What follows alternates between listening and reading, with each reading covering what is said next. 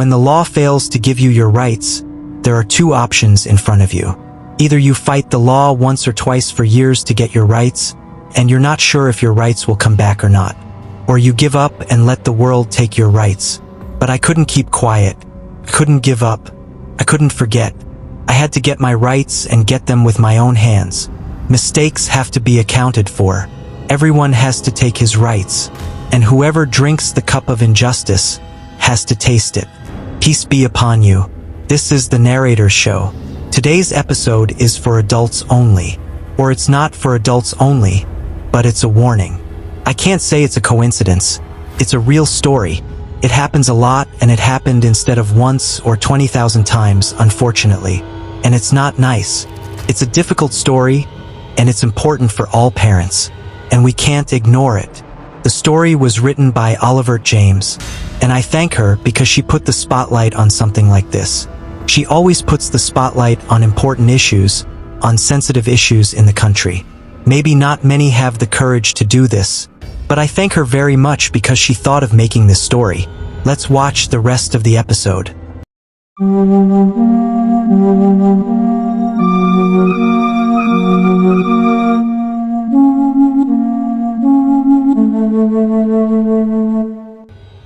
I was looking at my watch, worried about it. I don't know why it took so long. It was supposed to arrive in a minute. I called her many times, but she didn't answer. This is not her habit. She knows she has to answer me. She knows I'm worried about her. Ever since her mother died, I've been carrying her responsibility alone. I was her father and mother. I didn't want to get married because I wasn't sure I'd leave her to her father's wife. My daughter is my whole life. I'm Mohsen. I'm a simple employee at a small company. I'm 48 years old. Our case is a legend, thank God. My daughter Suhaila is 21 years old. This is her last year at law school. She was very smart in high school, and everyone expected her to get into medicine. Unfortunately, her fate was to get tired a few days before the exams and go to the first few exams. Her fever was very high, but thank God, everything is in God's hands. At least she succeeded, and the law school is beautiful too. Yes, who's at the door? I opened the door and found Suhaila in my face. She looked beaten. Her arms were cut off, and next to her was a man who didn't know her name. Suhaila, what is this? What happened to you? Who is this? Yes, ma'am. Let her in, and I'll explain everything to you. Come, my daughter, come. Give me your hand. I don't know the woman. This is the first time I've seen her. I was walking on the street, and I saw her sleeping next to me. I thought someone hit her with his car. I went down to check on her, and I found her unconscious.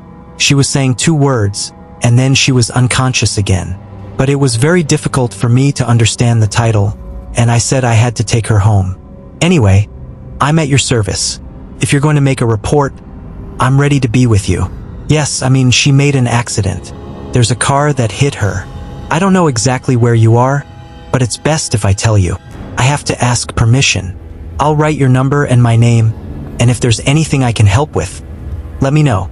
I reached the door, and I sat in front of Suhaila again. What happened to you, girl? Did someone hit you with a car? Did someone steal your stuff? I don't know. I woke up and found myself on the street. I don't know what happened. What do you mean, girl? What happened before that? I don't remember, Dad. All I remember is that I was taking a picture of a piece of paper in the library, and I saw Suhaila in front of the university, and suddenly she fell. But I felt that someone was holding me, and I don't know what happened after that. Who was with you? Were you alone? And who was holding you? No, Rana told me that she would come after I bought something, but I didn't see her. She didn't come. Are you okay? Dad, I want to go to the hospital. Why, girl? What's hurting you? I feel like something happened to me. I'm not okay. Should I get you a doctor here? Should I get you a doctor at home? What's hurting you? Tell me. I want Mom to be here now. What do you want, girl? I'm here with you. What do you want? I want Mom. She will understand. Understand? What do you mean, girl? What will Mom understand? What's wrong with you? Dad, I want to go to the hospital. I didn't need to say more to understand that something big happened to her. Not just a car accident. My daughter, someone stabbed her personally. Stabbed her honor and my honor. I didn't know how to deal with her. Should I pat her or hug her? How can I calm her down when I feel like she's burning inside? I made her wear her clothes and took her to the hospital. I asked the officer not to change her clothes so she'd stay the way she is, so she wouldn't go to the hospital. Everyone's eyes were hurting her. My daughter was crying. She was scared. She was looking at the ground. But I saw them. I saw their eyes on my daughter. I saw the accusations in their eyes.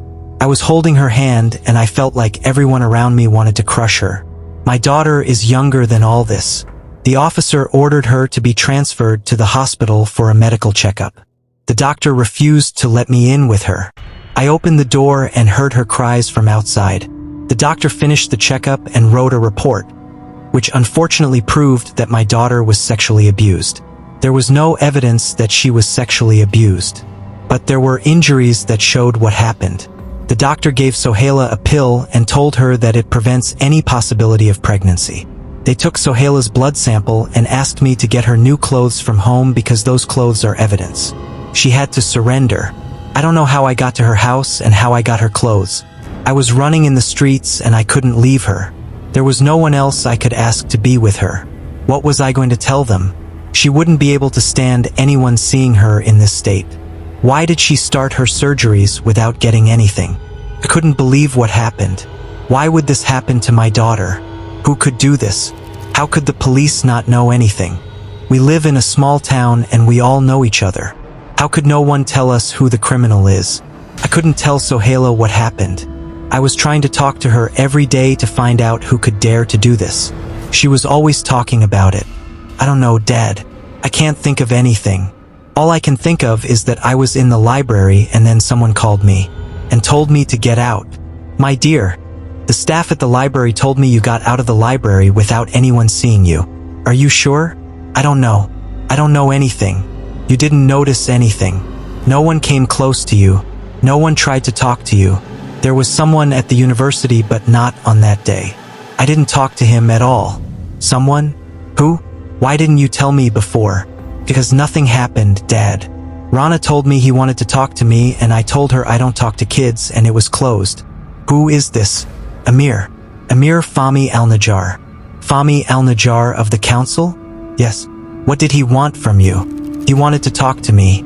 He has half the faculty and his reputation is terrible. When Rana called me, I told her I will never do that. I told her I will never do that.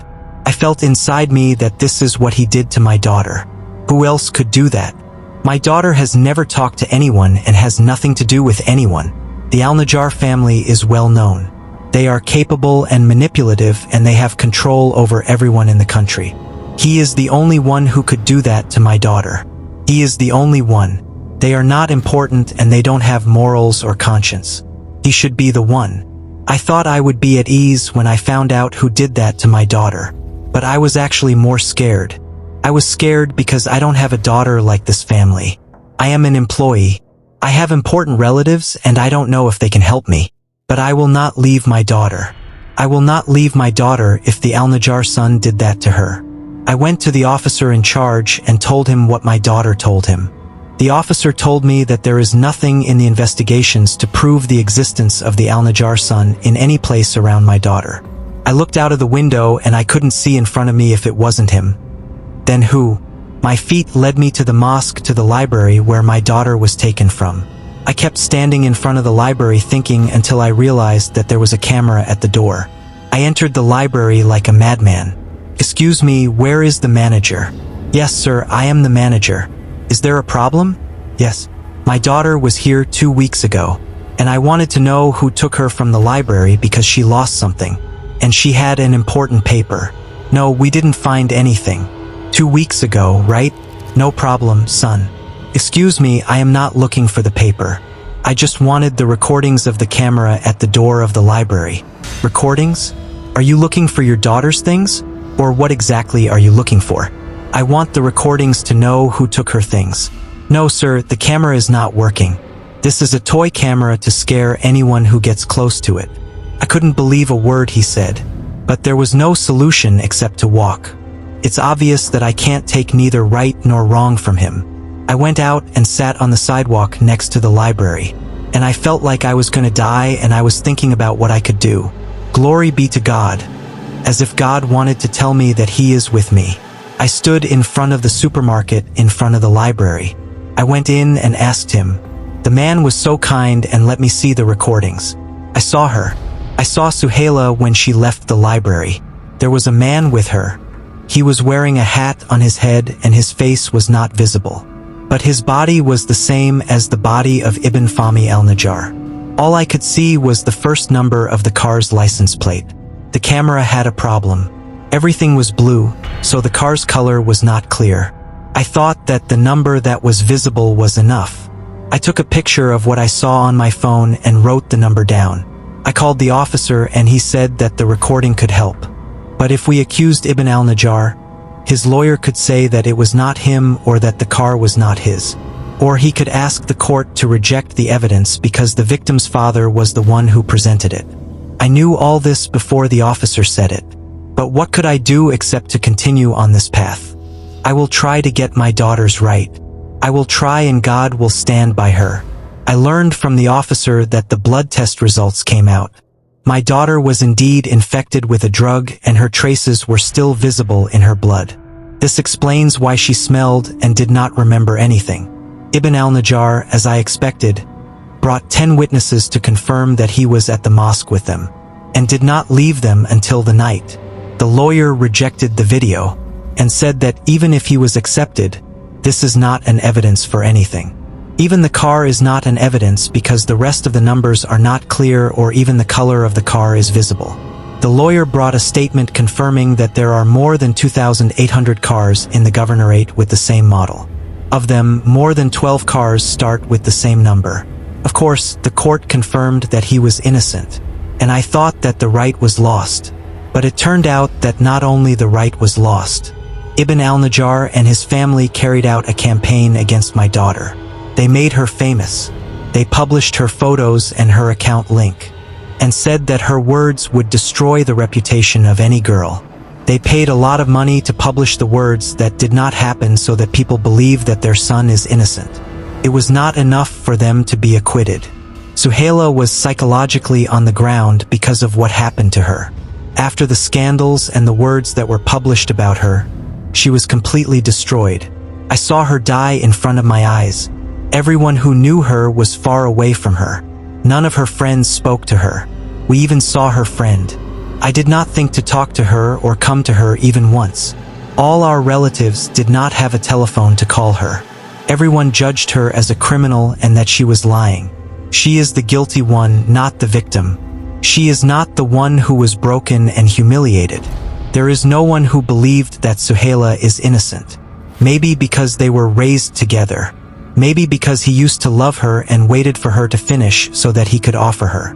The important thing is that he believed and was standing with her. The only one who stood with her.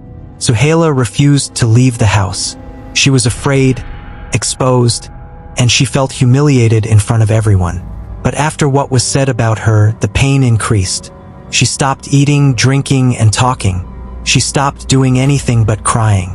My daughter is dying in front of me. She is gradually dying and I cannot do anything for her. People also left me. Even my colleagues whom I have known for more than 20 years stopped looking at me and talking to me. I used to swallow everything and go to work, and draw a liar's smile on my face to convince my daughter that I am good and that she must be good too. Even though I know that she cannot be good. What happened to her cannot be forgotten. But I used to tell myself that time will heal her until the disaster happened. I went to work one day and went to check on Suhaila. I found her blood all over her bed. I tried to wake her up, but I couldn't. I took her to the nearest hospital. Her left hand was cut and she was gone. I didn't know how to blame her or comfort her. I couldn't do anything for her. The doctor who was rescuing her knew what happened to her, and it was obvious that she was empathizing with her. She told me that in such cases the police should inform the police, but she won't do that. The important thing is that I won't leave her alone and I will try to heal her psychologically. Is that so, Suhaila? Do you have to do this to your father? Do you have to? Do you want to leave me like your mother didn't leave me? How can I live in this world without you two? How can I enter the house when you are not there, my love? How can I breathe when you are not beside me? Why, my daughter, I am very tired, Dad. I don't know.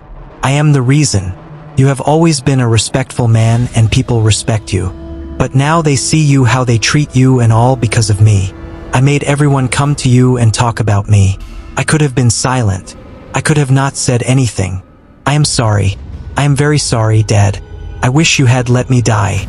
At least now you know how to live normally among people. Who told you, my daughter, that I live without anyone being able to say a word to you? Even if so, who told you that I care about anyone's words? There is no one who cares about me but you. There is no one in my life but you. Promise me, Suhaila, that you will never do this again. Promise me, my daughter. Promise. Promise, Dad. I took her out of the house and started looking for a doctor. A doctor who could help her and bring her back to normal. The flower that used to make me happy just by looking at her face. I found a good doctor, but he advised me to go to a hospital to be quarantined. He told me that she was depressed and had suicidal tendencies. It was not far from her to have another attempt. The next time, I was not sure if I was going to catch up with her or not. I was forced to go to the hospital. I knew she would get better, but the world was black in my eyes. The feeling of injustice was terrible. The feeling of humiliation was unbearable. I felt that I could not defend my daughter or get her justice. I felt like a murderer. Sometimes I thought maybe it was not Amir al-Najjar but someone else. But no, my heart was sure that it was him. Why didn't he go to her? Why didn't he come to the house through his door? Maybe we agreed on it. Maybe he had married her. I wish he had married her and took her out of the house more mercifully than what he did to her. The days were passing slowly, bitterly, coldly without Suhaila. I knew that one day she would leave the house. But when she got married and had an independent life, I never thought that she would leave the house because a dog killed her. My heart was sad. I used to visit her every day and I felt that she was getting better. But still, she didn't return to the girl I knew. I was still in a state of danger. One day, I came back from the hospital after I visited her. I stopped in the car at the gas station. Before I could enter, a car came from the side, walking like a plane, and entered in front of me. I didn't care. I didn't care. I went behind the car and waited for my turn. I turned the car and didn't get out. The car got out in front of me, and the turn came back to me. I got out of the car, opened the gas tank, and the guy in front of me got out of it. I didn't look at him at first. I didn't know who he was, until he stood next to me and smiled at me. "How are you, Mr. Mohsen? You? Aren't you going to tell me how you are? Okay, forget how you are. How is your crazy daughter? Didn't you put her in a mental hospital? Respect yourself and talk about my daughter politely. And if you don't respect yourself, what are you going to do? Nothing. You could have done something before." I got close to him and I was yelling at him and I told him, "I'll kill you. I'll kill you, you son of a bitch. I'll take my daughter's right from you." People gathered in the gas station and they told me to go to his car. Everyone wanted to kill me and they wanted to know what had happened and what was the reason for the problem. But I was angry and I couldn't respond to anyone. People gathered around me after Amir left and I went to my car. Everyone was killing me. I heard them saying, "You're old, Hajj. Your children didn't see your upbringing. These are the rich and their children." As soon as I closed the car door, I saw someone approaching me and he gave me a phone. He told me, "Here, take this phone." I thanked him and I put it next to me without looking at it. I got home and before I got to the phone, I was looking at it for the first time. I noticed it wasn't my phone. I put my hand on my pocket and I was sure it was my phone. I put my hand on my pocket and I was sure it was one of the people who were fighting. I decided to go upstairs and I was sure anyone would try to call him. When I went upstairs, I noticed that the phone was locked. I tried to open it, but it didn't open. So I took my charger and put it on the charger. I was tired and I wanted to sleep. I left the phone and went to sleep. When I woke up in the morning, I remembered that I didn't open the phone. So I opened it and left it where it was. When I went downstairs, I was surprised to see a picture of a prince on it. Is this possible? Is this a fake phone? It must have fallen from it and people were fighting over it. The phone wasn't locked, and it was as if it was sure that no one would touch it but him. I opened it, and there was nothing in my mind. The phone wasn't connected to the internet, but there was everything recorded on it. I opened WhatsApp and I found many conversations with many girls. One of them was called Rana. No, Rana is definitely not my daughter's friend. They are colleagues and friends from high school. Can't be her. I opened the phone, and I began to think that I was wrong. But no, it's her. Rana is her friend. Her closest friend. The only one I trusted was my daughter. I was happy that she was accepted in high school, although I was sad because I wanted to go to a better high school. There were many conversations between Rana and Amir. They didn't look like a respectful girl at all. I kept going up to see old messages until I got a message that said, "The beautiful girl is waiting for you as we agreed in the library." I looked at the date. It's the same day my daughter's accident. I went up and kept reading. Rana was the link between Amir and Suhaila. Rana went to Suhaila and told her that Amir liked her when Amir asked her. I got a message that said Suhaila didn't agree. Suhaila said, "Amir, who are you looking at?" My daughter didn't say that. My daughter told me what happened in detail, and I'm sure she didn't say that. Then there were all kinds of messages cursing Suhaila. I never imagined that I would see my daughter like that. Rana's friend and her sister said that she was a leftist girl and that she saw herself as a leftist. Rana, who didn't trust my daughter with anyone else, encouraged Amir to tell her that he would break Suhaila's eye. Rana was the one who put the drugs in my daughter's juice to make it easier for the dog to reach her. I took pictures of everything I saw and put them on the computer of the house. I continued reading in the libraries and I found a group called Al-Sohab. There were about 12 young men. Amir asked them to testify that he was with them at the mosque in exchange for a nice dinner. They all agreed except for 2 who refused. Only 2 of the 12 men were afraid to testify. The others were laughing and making fun of him. They took my daughter's honor as a joke and valued her food. I took pictures of everything and put them on the computer of the house. Amir even talked to the lawyer and assured him that he went to the library and took the records. Everything was organized and calculated. It was written on the hair so that my daughter's honor would be lost. I was happy with everything I saw and read until Amir's phone rang. It was a number that was registered on the phone under the name of Mama. I left the phone until it rang and then I turned it off. I don't know how I got off my job. It was 10:30 a.m. I talked to them at work and stayed at home. The mind, logic, and good thinking tell me that I have to go to the police and give them everything I found on the phone. But reality tells me that if I did that, my right would be lost. Those who were able to change the documents, buy the records, and falsify the certificates were able to lose my daughter's right again. These people have no conscience and no mercy. They don't understand what happened to her, and they also distorted her reputation. I can't hand it over to them again. I can't believe that someone else will take my daughter's right. This time I will take her right. This time I will defend her. I will get her honor back. Even if it means killing them all. Even if it means killing myself. The important thing is that my daughter gets her right back.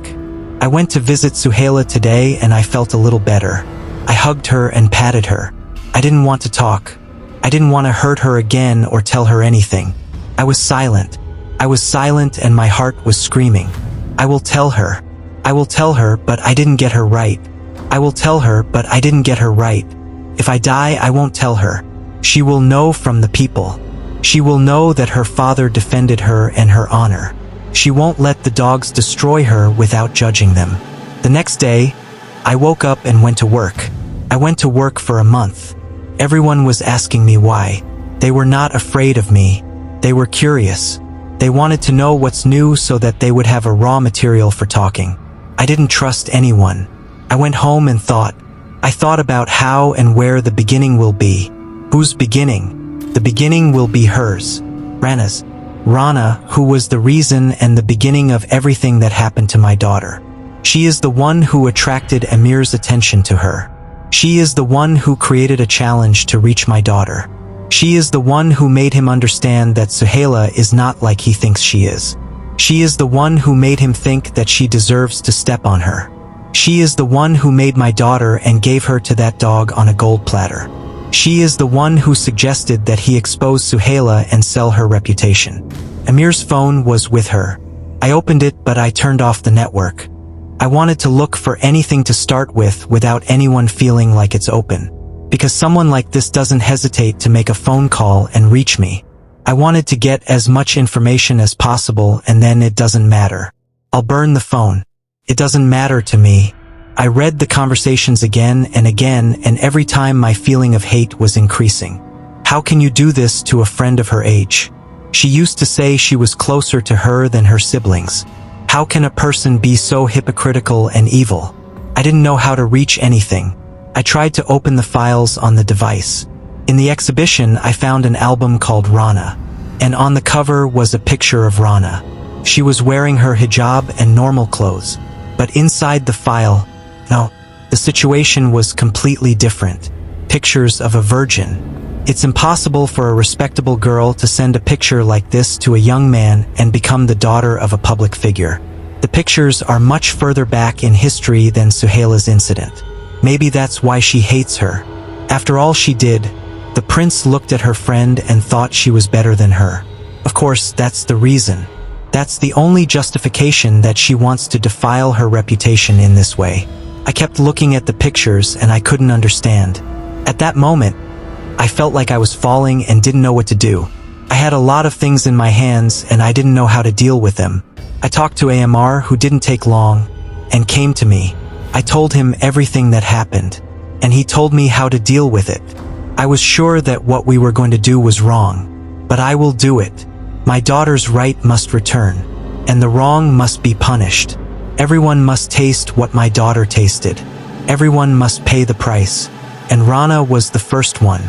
Amar made more than 10 fake accounts and started to publish pictures of Rana on them. All her dirty pictures were on the prince's phone. He published the same pictures in the same groups that we have in the comments and in the fake accounts posts. Yes, most of the pictures were erased and the posts were deleted. But after he collected comments and many shares. And that's exactly what we wanted. We wanted the pictures to spread to the widest areas. Disgrace is the best punishment for someone like Rana. Disgrace is the same cup that my daughter drank in justice. Amar stayed up all night publishing the pictures, until he received a notification and he received the same pictures on his original account. And then we were sure that Rana was exposed, and her account reached her. I was upset. I won't deny it. But at the same time, I knew that it was the right thing to do. Revenge is part of the job. And that's exactly what she did to my daughter. A few days later, I found out that Rana was hospitalized. People say that she was going to die in her father's hands from the beating when the pictures reached him, and that the neighbors took her to the hospital and she was dead. I went to visit her in the hospital. She was not conscious and no one from her family was with her. Her hands and legs were numb and her face was not visible from the legs. She was dead. I looked at her and I felt that I saw a part of Galili.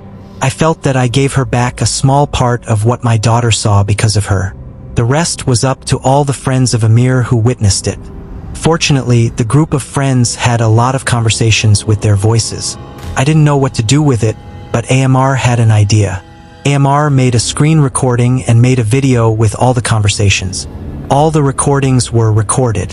The voice recordings were recorded and each one of them was talking. Amar was showing his phone number and name. It was a long video full of ugly words about doctors, volunteers, and students in the college. They uploaded it to all the college's groups, the official groups of the doctors. Within an hour, the video had more than 16,000 views. The comments were much larger than the number of views. Everyone is hanging and expecting what will happen to these kids. Phone numbers were posted in the comments with the names of their friends. People are mentioning the university's doctor whose names were mentioned in the video. The next day, the video went viral and a meeting of the university was held. All the friends' numbers were in the video and they were identified. One of them was Amir. His father didn't know what to do because what he was told was horrible. All the doctors whose names were men and women were respectable people. The problem was that everyone knew that this was Amir's mobile phone from which the video was leaked.